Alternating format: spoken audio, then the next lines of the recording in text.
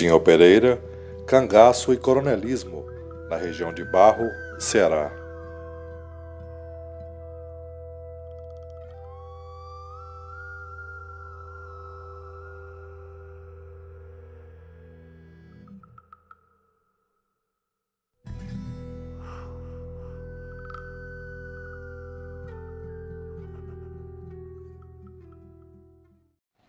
Olá, o meu nome é Souza Neto, sou historiador, bacharel em História, estive secretário de Cultura daqui de minha cidade, Barro, Ceará, até o mês de fevereiro desse ano.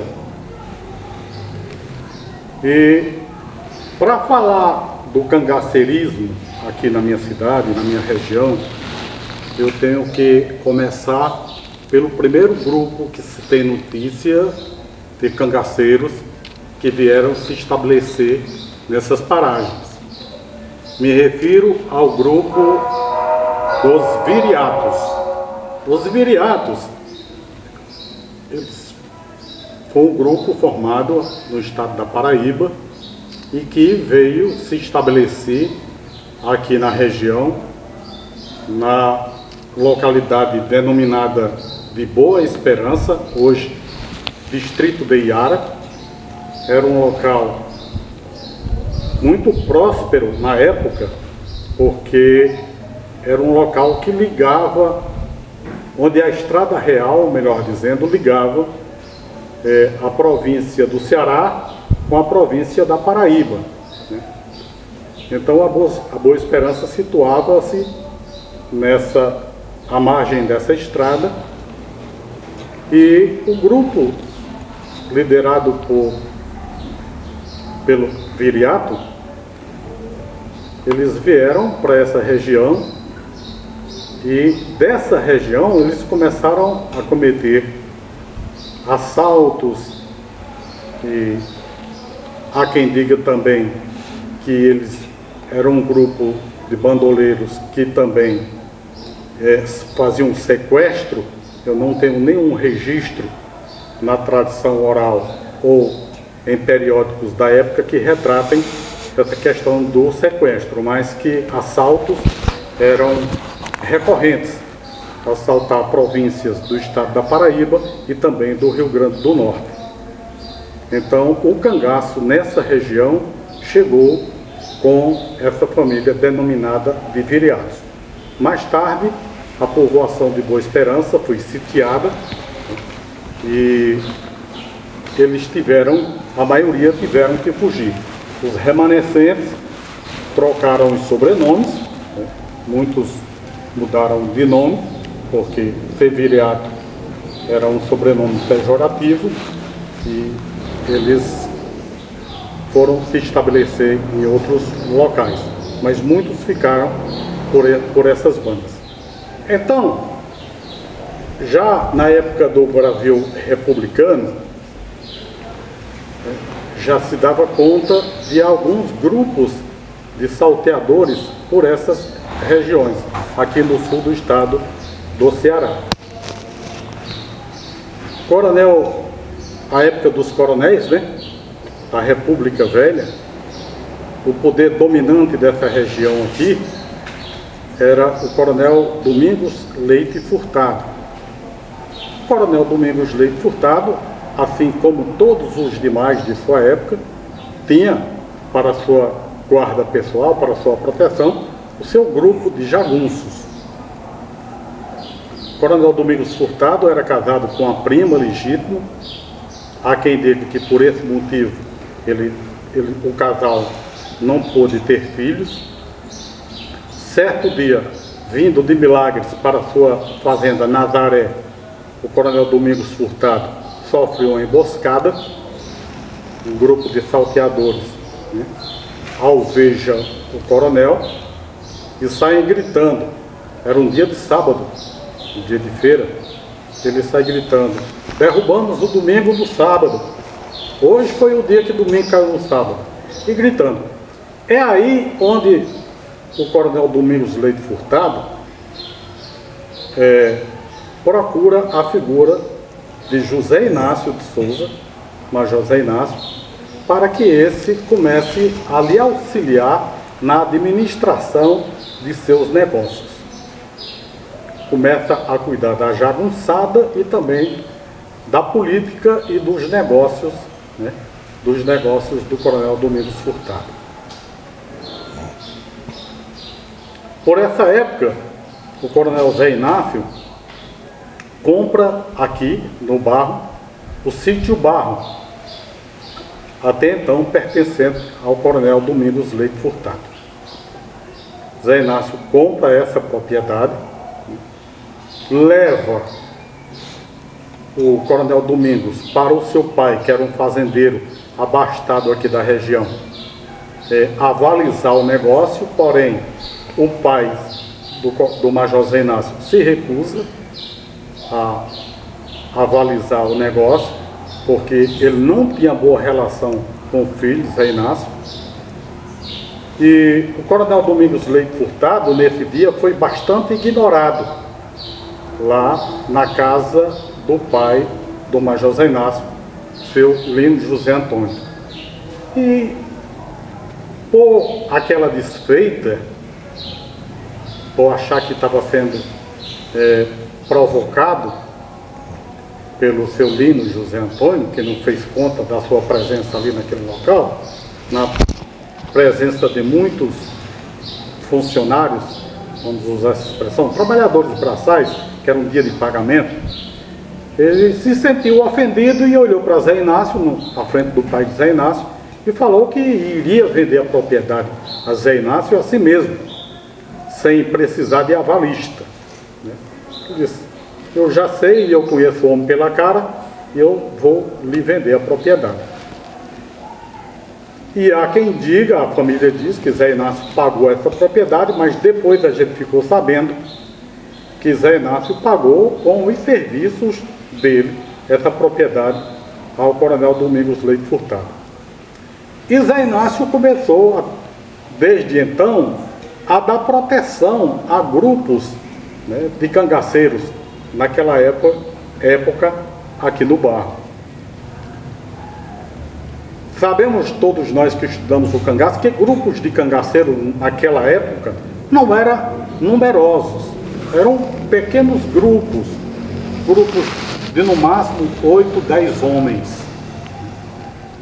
Grupos de cangaceiro se evolumaram mais, se lasteceram mais da época de Lampião, mais para adiante, no chamado cangaço lampião.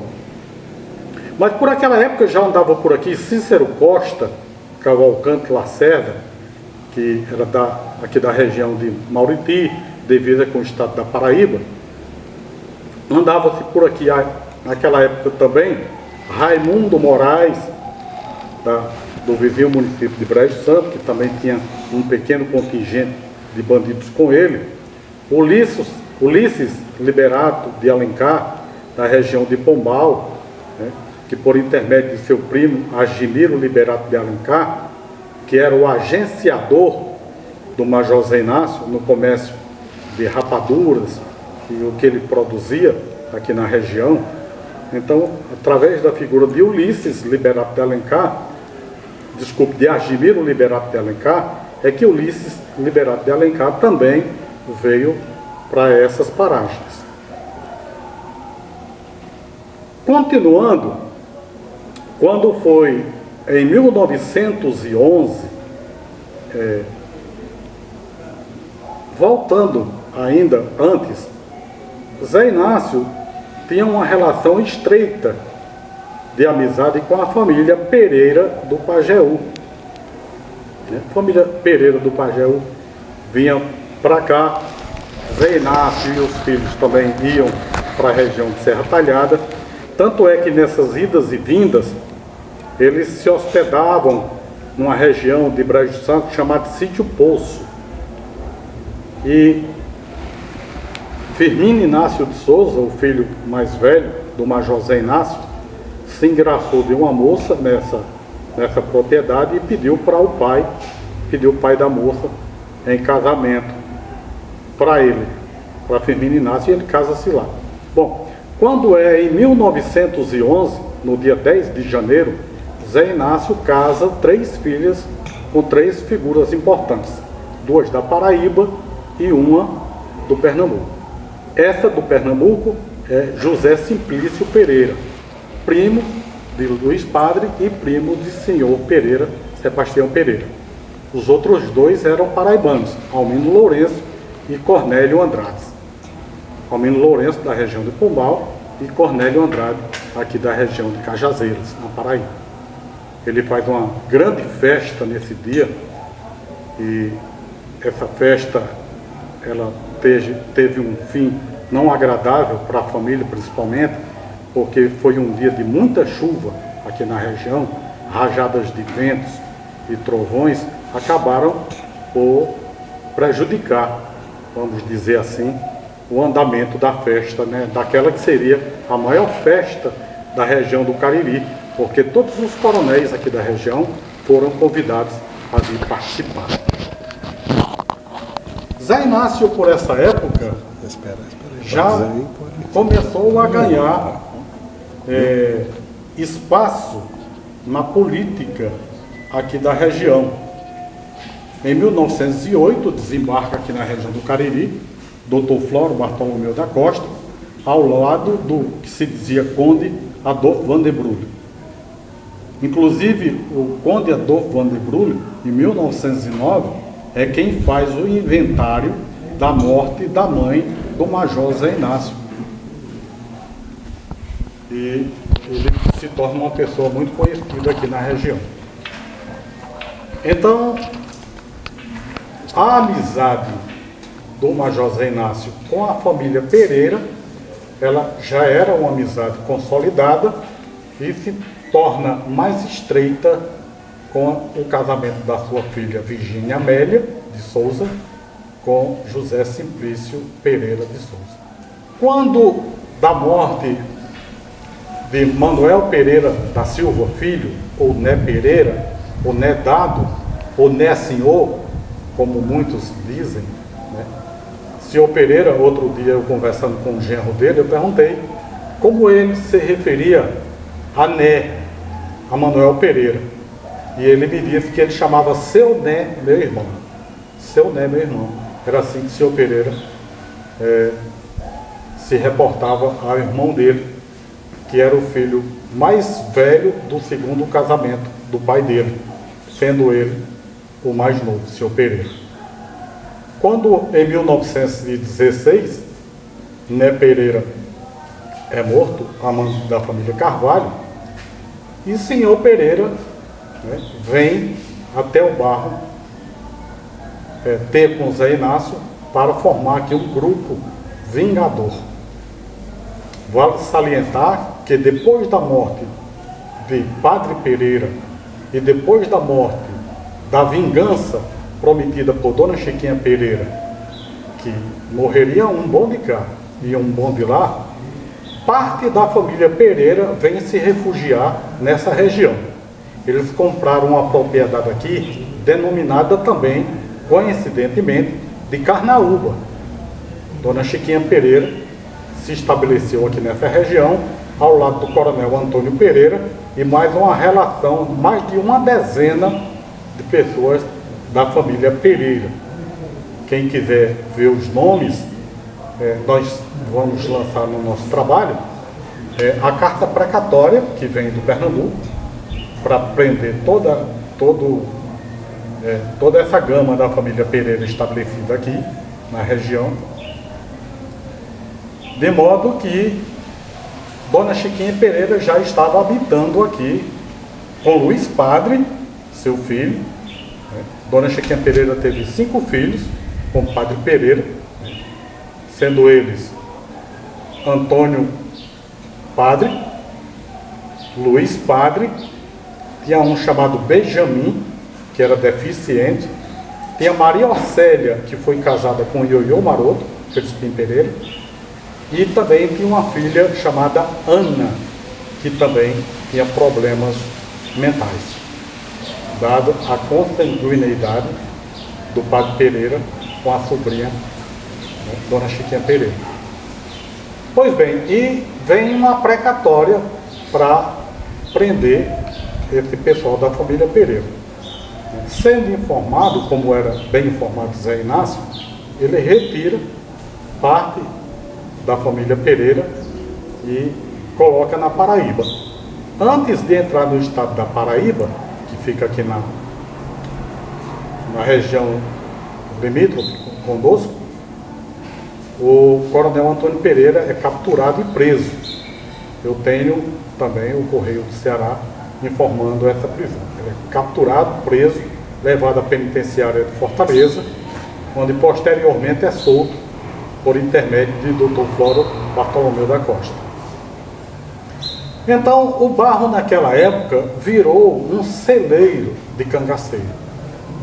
Gente do Nordeste inteiro, fora esses que eu aqui já citei, já nominei alguns. Muitos outros vieram para aqui, né, buscar proteção do Major Zé Inácio do Barro. Né? A família Pereira, como eu citei, eles ficavam numa região chamada Carnaúba e numa localidade denominada de Timbaúba, sítio Timbaúba, era onde ficava o senhor Pereira e seus cabras. Ainda voltando, quando o senhor Pereira chega no Barro, procura Zé Inácio e traz para ele o seu objetivo, que era conseguir homens para efetivar a vingança do seu irmão Né Pereira,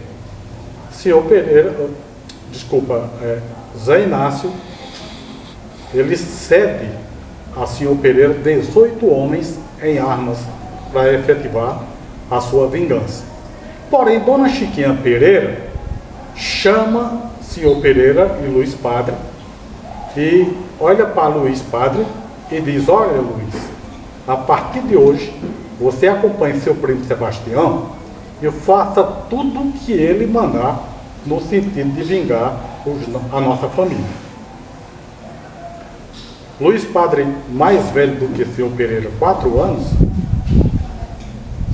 se associa a senhor Pereira nesse bando e voltam à região do Pajeú e começam as chamadas vinganças, né, contra os cavalos.